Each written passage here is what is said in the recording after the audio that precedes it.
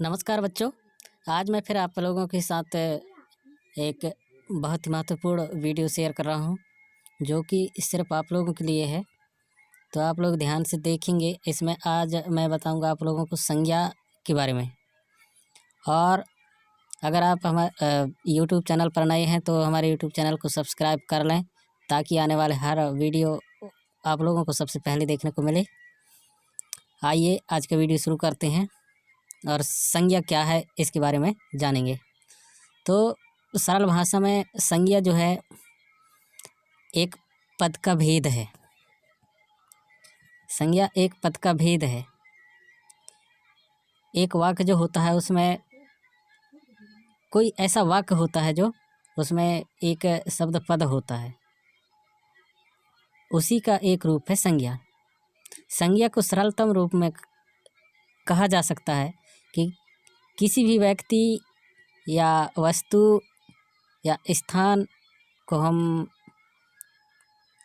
आमतौर पर संज्ञा के नाम से जानते हैं।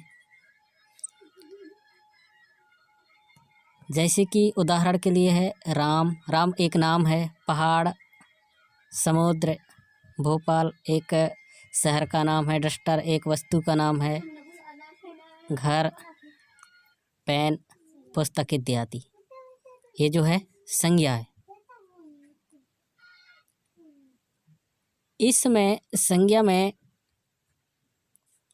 आप लोगों को किसी प्रकार के कठिनाई नहीं होना चाहिए, क्योंकि मैं अच्छे से एक्सप्लेन कर दिया हूँ। किसी व्यक्ति या वस्तु के नाम को या स्थान के नाम को संज्ञा कहा जाता है।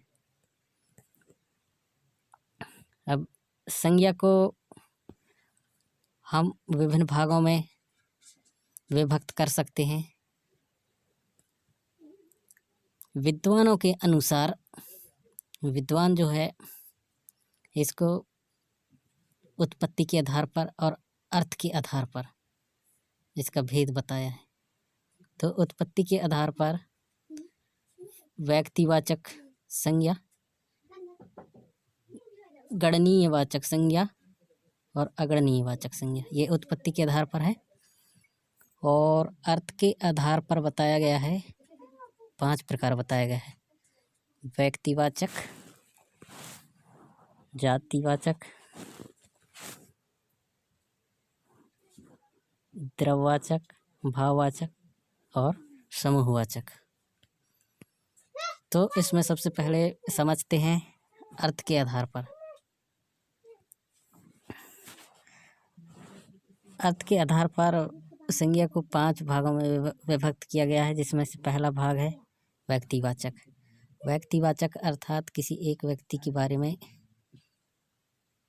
बताया जाता है, उस वाक्य में व्यक्तिवाचक संज्ञा होता है। जैसे कि उदाहरण के लिए राम स्कूल जाता है, तो सिर्फ एक व्यक्ति के बारे में उस वाक्य में कहा गया है कि राम स्कूल जाता है, तो उस पर व्यक्तिवाचक संज्ञा है। और दूसरा नंबर है जातिवाचक। जातिवाचक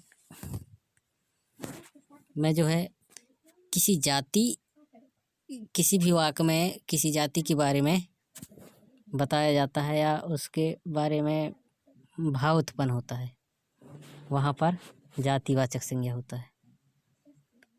थर्ड नंबर है द्रववाचक। द्रववाचक जैसे कि ठोस, द्रव, तरल। यूँ कहें सरल भाषा में कि अपने अंदर की एक भावना, जैसे गुस्सा होने की भावना, हंसने की भावना, ज़्यादा बोलने की भावना, ये